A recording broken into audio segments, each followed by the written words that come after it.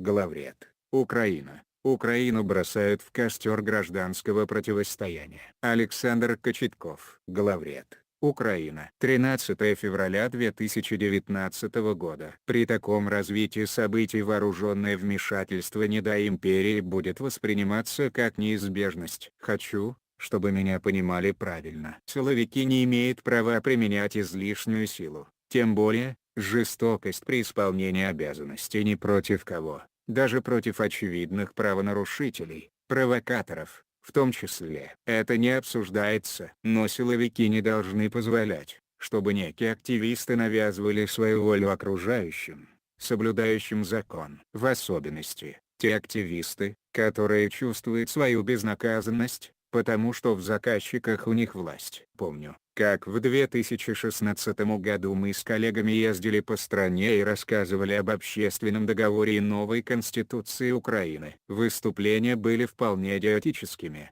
рассчитанными на специалистов и студентов-юристов. Но власть уже тогда ощущала в этих намеках на самоорганизацию общества угрозу для себя. И вот в Ужгороде возле зала, где планировалось выступление, нас встретила группа активистов, которые в грубой форме, с матюгами и рукоприкладством, не пропускали граждан на наши выступления. И тоже кричали о войне, о погибших героях, о том, что нельзя менять Конституцию, потому что... А вот здесь активисты вклинило. Так как объяснить, почему нельзя, они, разумеется, не могли, а сказать честно, что так распорядились те, кто им платит. Они не хотели.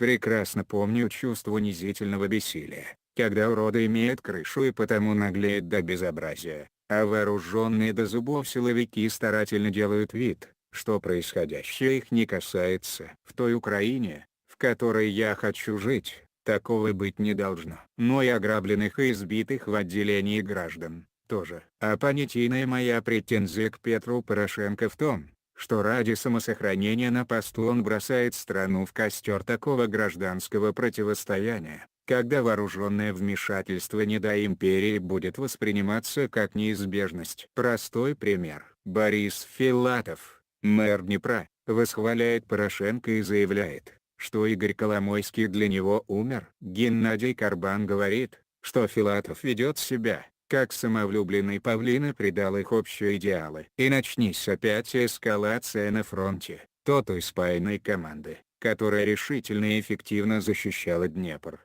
уже нет. Она распалась. И ведь так не только в Днепре. Материалы на СМИ содержат оценки исключительно зарубежных СМИ и не отражают позицию редакции на СМИ.